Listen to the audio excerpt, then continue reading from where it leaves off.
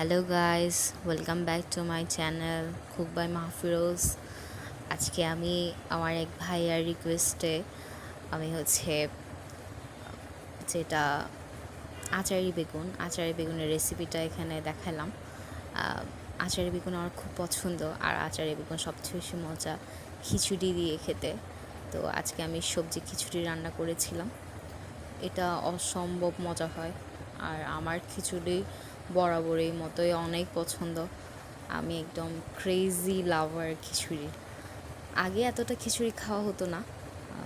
আমি নিজেই শিখলাম। দেন এটা আমি ট্রাই করে তখন থেকে অলওয়েজ শুধু খিচুড়ি, মানে সপ্তাহে অ্যাটলিস্ট 2 থেকে 3 বার খিচুড়ি খাওয়া হয়। তো আজকে আমি আচারি বেগুন রান্না করেছিলাম। আচারি বেগুন রান্নার রেসিপিটা খুবই সিম্পল, তেমন কিছুই না। শুধু বেগুনগুলো একটু নুন মরিচ দিয়ে মেখে রেখে দেন ভেজে ভেজে তুলে ফেলবেন। তারপর কিছু তেঁতুল ভিজিয়ে রেখে তেঁতুলের কাত বের করে তারপর ওগুলা আচারি বেগুনের সাথে ভেজে নিতে হবে। আর অনেক বেশি রসুন দিতে হবে, আর মরিচ ফালি করে দিতে হবে, আর অবশ্যই চিনি দিতে হবে, যাতে টকটা ভাতের মধ্যে বোঝা না যায়, যাতে ব্যালেন্স হয়ে যায়।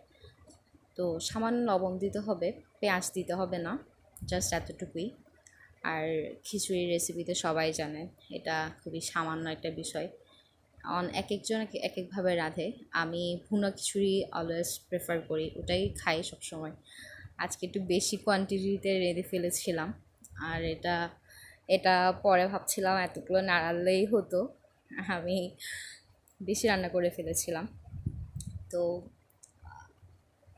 আচারি বেগুনটা সব কিছু দিয়ে খাওয়া যায়, বাট খিচুড়ির সাথে আলাদা একটা টেস্ট থাকে। খিচুড়ির সাথে ওটার মনে হয় ফ্লেভারটা আরও ইনহ্যান্স হয়। আপনারা কে কোথা থেকে দেখছেন একটু কমেন্ট করে জানাবেন, আর আমার চ্যানেলটাকে সাবস্ক্রাইব করে দিবেন। আশা করি সবাই ভালো থাকবেন। সবার সবার জন্য দোয়া রইল, আমার জন্য সবাই দোয়া করবেন।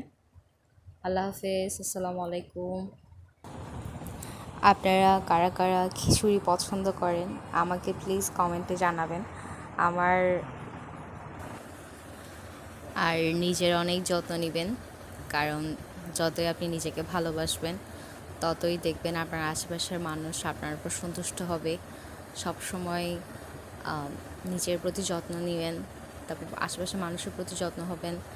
আর সবচেয়ে বেশি একটা কথা, সেটা আমার জীবন থেকে উপলব্ধি করা, সবসময় আপনি